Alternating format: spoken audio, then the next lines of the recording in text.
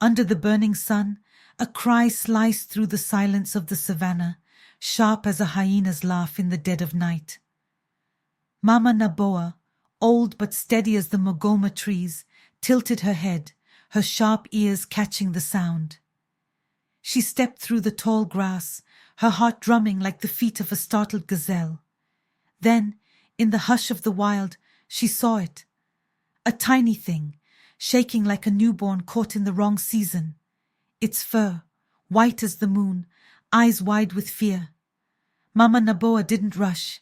The savanna doesn't favor the quick-handed fool. She knelt, reaching out slow, like the river creeping through the valley before the flood. This wasn't just another day of gathering firewood. No, this was something bigger. The sun hung low, bleeding gold over the cracked earth. In the distance, the mogoma trees stretched their twisted arms to the sky, silent witnesses to the secrets of the land. At the very edge of this lonely stretch stood Mama Naboa's hut, mud, straw, and the stubbornness of a woman who had outlived both man and misfortune. The hut leaned a little, tired from years of fighting the wind and heat, but it still stood, just like its owner. Mama Naboa stepped out, her back bent, her hands rough as tree bark, carrying a woven basket filled with the day's struggle. Her eyes, marked by time and trials, scanned the horizon, not searching, just watching. The village of Mugwata, full of chatter and noise, was far behind her. She didn't belong to that world anymore. Loss had made sure of that. When the drought took her family, she chose silence over sorrow. She walked barefoot, feeling the land beneath her calloused feet, stopping only to pick dry branches for her fire. The only company she had was the wind whispering through the grass and the distant cries of birds too wild to be tamed. A lonely life, yes, but a strong one. Then came that sound. Faint at first, hidden beneath the wind's song. She stopped listening. Again, a weak, trembling cry, like something lost, something too small to survive alone. Her grip tightened on her walking stick. She followed the sound, each step measured, like a leopard stalking prey. The cries led her deeper into the wilderness, past thorns that reached for her skin, past shadows that held stories she didn't want to hear. Then she saw it. A tiny creature, barely more than a whisper of fur, lying on the dry earth, white as the clouds before the storm. A baby albino baboon, alone, trembling. Mama Naboa exhaled slowly. The savanna is not kind to the weak.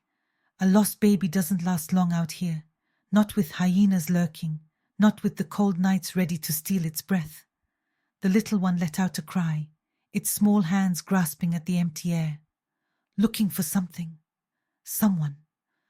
Mama Naboa's lips pressed together. A foolish heart would rush in, but she knew better. The wild does not reward carelessness. She stayed still, her hand open, waiting. The baboon flinched, fear in its bones. But fear is a thin thing, easily worn away by patience. Mama Naboa didn't speak in the language of the rushing rivers. She spoke in the language of the steady mountain. She waited, and after a long moment, a tiny shaking hand reached out. A slow smile spread across her face. Carefully she picked up the little one, cradling it with hands that had held both life and loss. Its fur was soft against her skin, its body barely more than a breath. "You are safe now," she murmured. The baby nestled against her chest, its cries fading. Mama Naboa shifted her basket to one hip, the tiny baboon tucked securely in her arms, and began the slow walk home. She spoke as she walked, her voice low, carrying the weight of something more than words. "I will call you Kamari," she said, her tone firm, like a promise. "You will be my little hope." Hope. A dangerous thing to carry in the savanna, but Mama Naboa was no stranger to danger. Days turned into weeks, and the trembling creature in her arms grew bold. Kamari was no longer the frightened thing clinging to her shawl.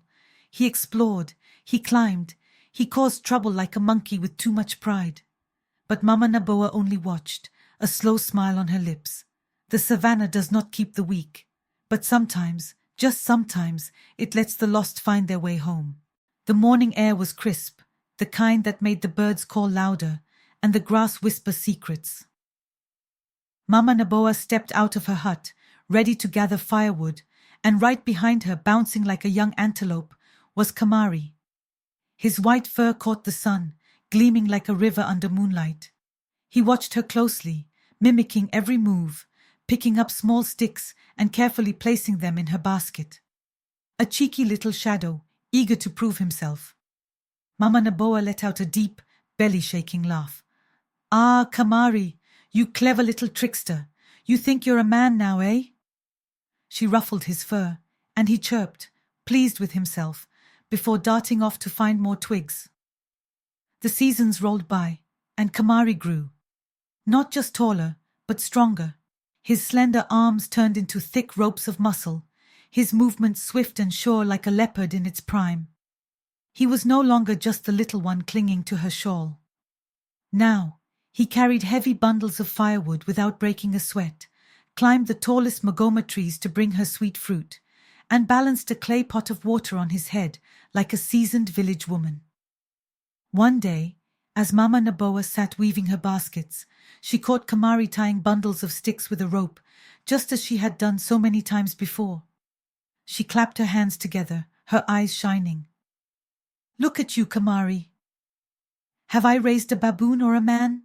she teased, watching his grin spread wide, his eyes dancing with pride.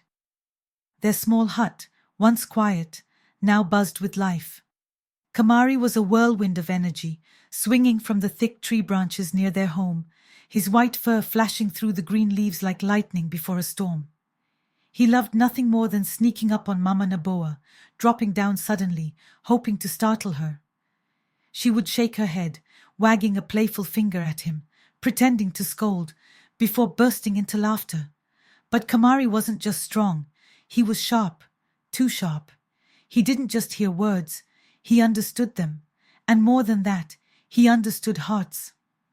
On days when Mama Naboa's bones ached with age, he sat beside her, his large hand resting on her shoulder like a quiet promise. "I am here."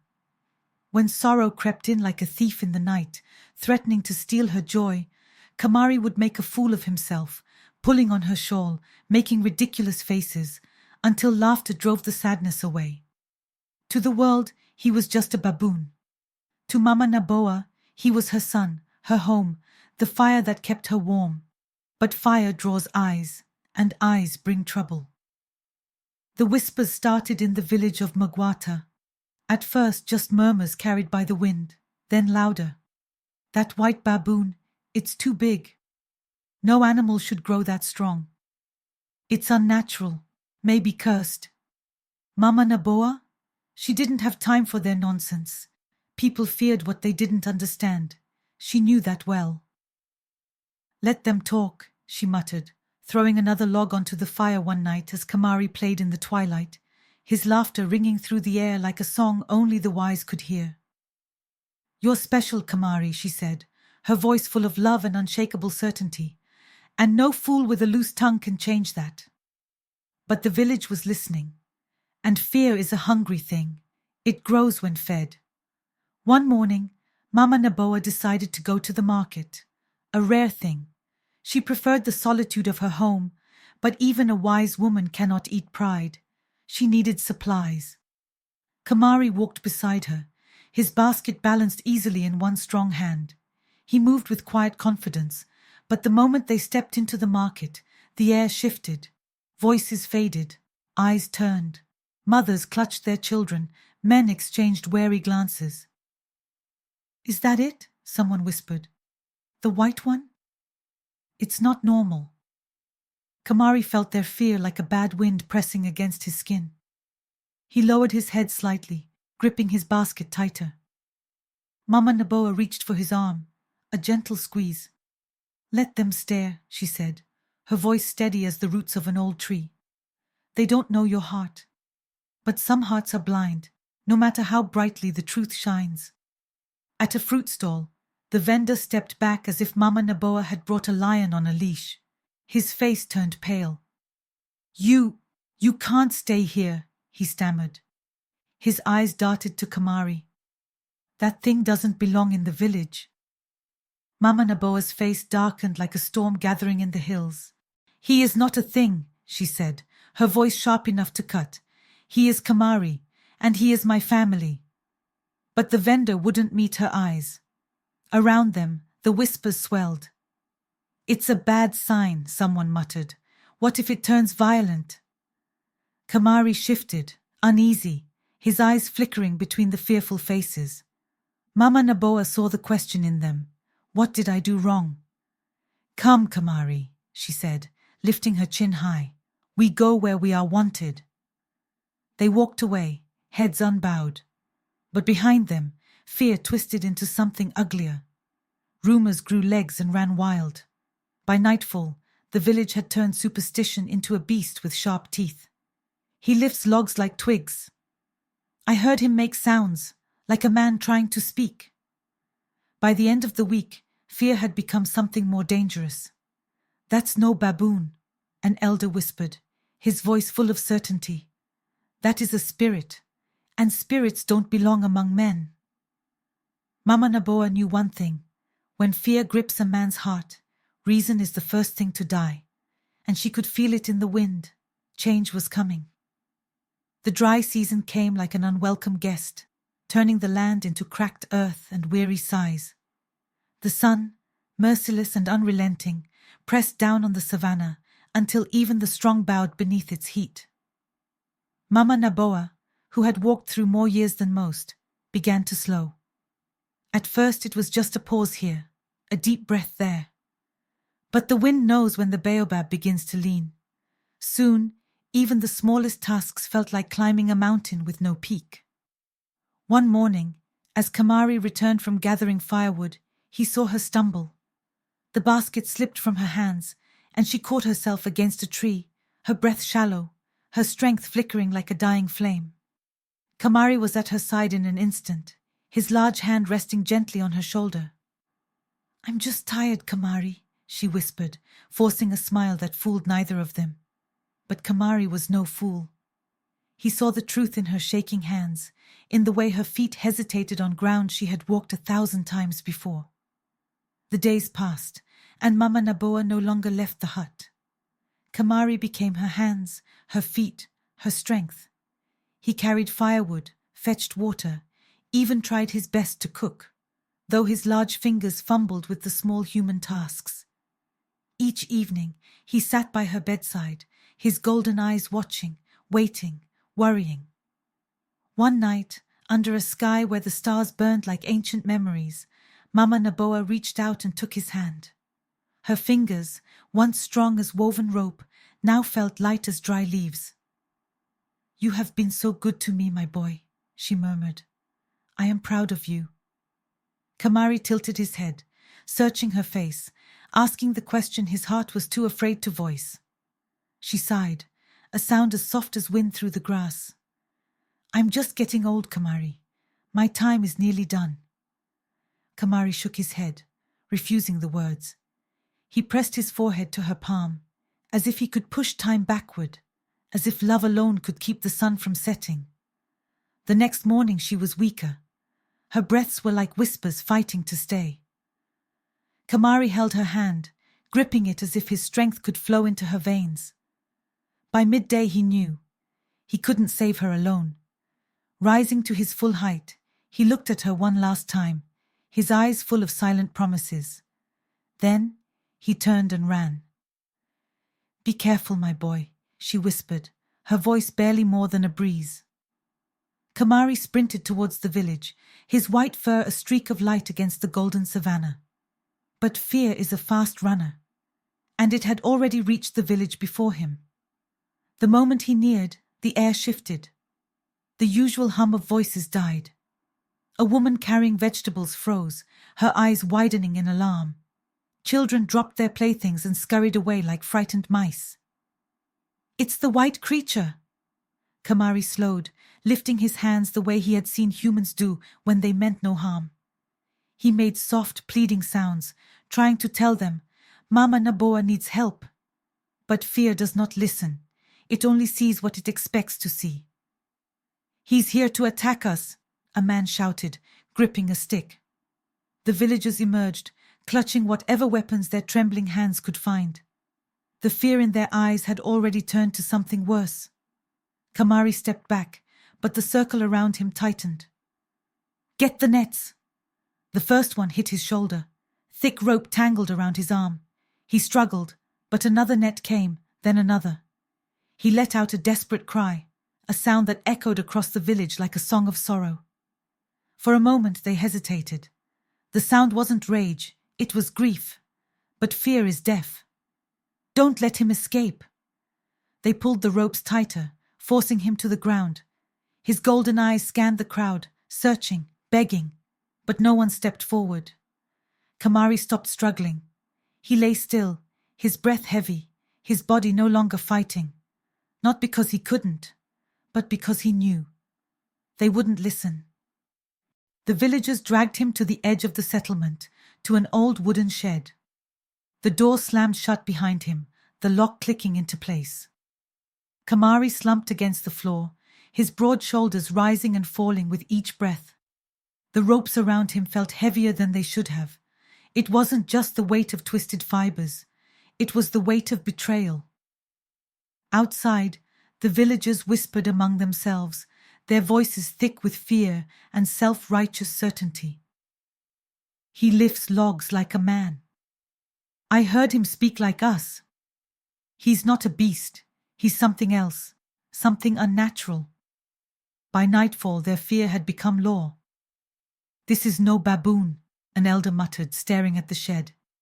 "This is a spirit, and spirits do not belong among men." Inside, Kamari sat in the dark, his golden eyes unblinking. And for the first time in his life, he felt truly alone. Outside the shed, the villagers' voices clashed like the horns of fighting buffalo. "The white demon came for a reason," one man argued, gripping his spear so tightly his knuckles paled. "Maybe it came to attack us," another voice hissed, thick with fear. "No animal should look or act like that. It's a bad omen." But not everyone was blind to fear. An old woman, her back bent like an ancient tree, leaned on her walking stick and frowned.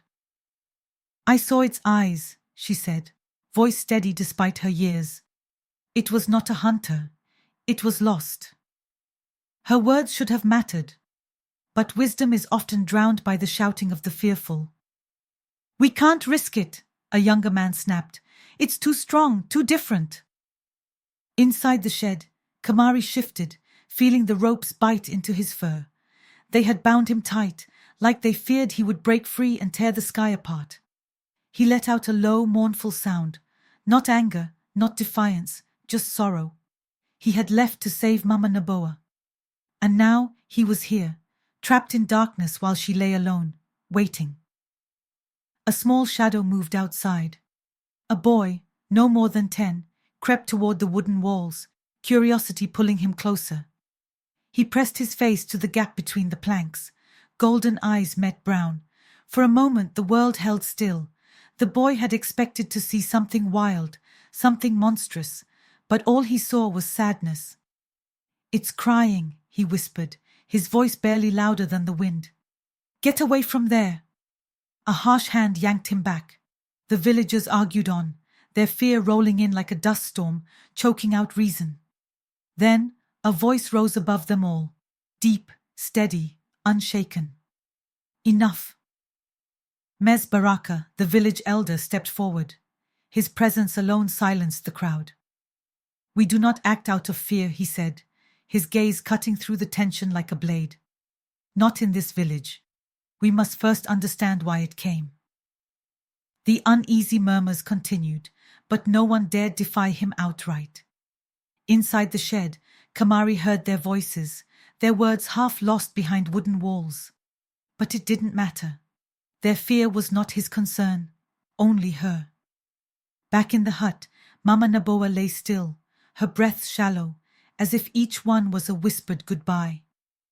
The light of the setting sun reached through the cracks in the wall, painting her face with gold. She was alone. The bed felt larger than ever. The room felt colder. Her frail fingers reached toward the door, as if she could summon him back by will alone. "Kamari," she murmured, her voice barely a breath. Her tired eyes searched the empty space, waiting, hoping. But she already knew. He wasn't coming. A deep ache filled her chest, not from sickness, but from knowing. He had left to save her, and now she would leave before he returned. Her mind drifted to the past, memories as soft as the wind. She saw the tiny, trembling creature in the tall grass. She felt his small hand reaching for hers. She heard his laughter as he swung through the trees, saw his bright eyes watching over her in quiet moments. Her lips curved into a soft, tired smile. "You gave me so much, Kamari," she whispered. "You were my family, my joy." Her hand, too weak to hold on, fell to her side. Her breaths became lighter, slower, until finally the wind carried her last sigh into the sky. The hut fell silent, and somewhere, far from her side, locked in the darkness of a shed, Kamari let out a sound that was not of this world. A cry of grief, deep and raw, that shook the ground like distant thunder. It was the sound of something breaking, not bones, not chains, but something far more fragile, a heart. And the savanna listened. The morning sun rose, painting the village in soft gold, but Kamari did not move. He sat in the shadows, his head low, his body still. For the first time in his life, he had no one to go home to. Kamari's heart was restless. A shadow sat heavy in his chest, the kind of feeling that warns a gazelle to run before the lion's roar. Something was wrong. Something was terribly wrong. Outside the shed, Mes Baraka stood tall before the villagers, his voice a steady river cutting through the dust of fear. "We do not let fear lead us," he said, his sharp eyes scanning the crowd. "If this creature meant harm, it would have struck already. But it did not. It came for help." The villagers shifted, guilt flickering in their eyes like the last embers of a dying fire. They had been too quick to judge, too quick to bind what they did not understand. A man finally nodded. "Maybe we were wrong. Let's release it." A small group approached the shed, their hands still gripping tools, as if half expecting a battle. The wooden door creaked open, and sunlight streamed in, bathing Kamari in gold. He blinked, his golden eyes adjusting, his muscles tense with uncertainty. A villager stepped forward, knife in hand. With one swift motion, the ropes fell away. "You can go," the man said, voice quieter now. Kamari didn't wait. Like a storm breaking free from the clouds, he bolted. His powerful legs tore through the tall grass, his heart pounding with a single thought: Mama Naboa. The villagers watched in silence as his white figure disappeared into the endless savanna. "He's going back to her," someone murmured. Kamari ran, faster than he ever had before. The dry grass lashed against his skin, the wind howled in his ears, but nothing could slow him down. When the small hut came into view, he didn't pause. He reached the door and pushed it open, his breath ragged. Then he stopped. Mama Naboa lay still on her bed. Her frail hands rested on her chest, her face calm, peaceful, as if she had merely closed her eyes to rest. But Kamari knew. The wind whispered a truth he didn't want to hear. Slowly he stepped forward, his large frame suddenly too big for the quiet space. Kneeling beside her, he placed his hand over hers. Cold, his golden eyes filled with something heavier than tears. A deep, unspoken sorrow. A sound escaped him, low and raw, a sound the savanna had never heard before. It was not the cry of a baboon. It was something else entirely, the sound of a heart breaking. And outside, the wind carried his grief into the sky. Hours passed before the villagers arrived. Mes Baraka led them, his steps slow, deliberate. They entered quietly, their eyes falling upon the kneeling figure beside the bed. Kamari didn't move. The elder placed a hand on his shoulder. "She's gone, my friend," he said, his voice as gentle as the dawn. Kamari didn't respond. Grief sat in his chest like a stone. The villagers looked on, their fear long gone, replaced by something else. A sorrow that twisted in their stomachs, a regret that stung like a wasp's bite. They had kept him from her, and now it was too late. As the sun dipped low, Kamari stood, lifting Mama Naboa in his strong arms. The villagers followed him in silence as he carried her to the Mugwata tree, the tree she had loved, the tree that had stood tall through storms and droughts, just as she had. There they laid her to rest. Handfuls of earth fell like whispered prayers. When the last grain of dirt covered the grave, Kamari sat beside it, his large hands resting on the ground.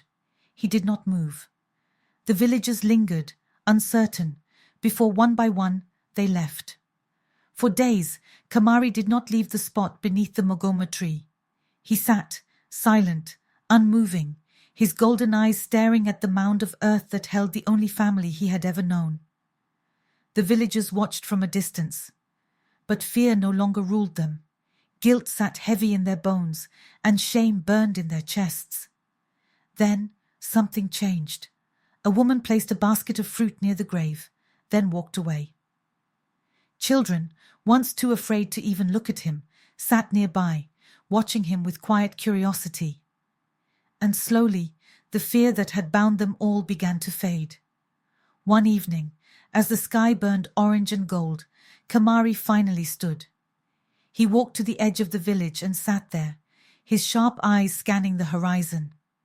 The villagers saw it for what it was, not a departure, a promise. He would not leave them. He would watch over them. Days passed, and Kamari began to roam the outskirts of Mugwata. At first the villagers stayed wary, old habits dying slow. But then they noticed. He drove away hyenas that hunted their livestock. He led them to hidden water when the wells ran dry. And when danger threatened, he stood between them and the wild, unshaken. "He's not just an animal," a man said to Mes Baraka one evening, watching the white figure sitting near Mama Naboa's grave. "He's one of us now." Mes Baraka nodded. He was never a threat. He was a gift. And so, the villagers built a small stone marker at Mama Naboa's grave, a sign of gratitude, of memory, of a lesson learned too late. Kamari never spoke their language, but he understood. He had come as an outsider. He had stayed as a guardian. And over time, the village of Mugwata knew one truth. Kamari was not a curse. He was family. And the lesson? If you judge too quickly, you might just tie up your greatest protector while you cower in the dark. This is it. A story that starts with fear and ends with wisdom. The kind of tale the elders tell under the stars. The kind that lingers long after the fire burns low.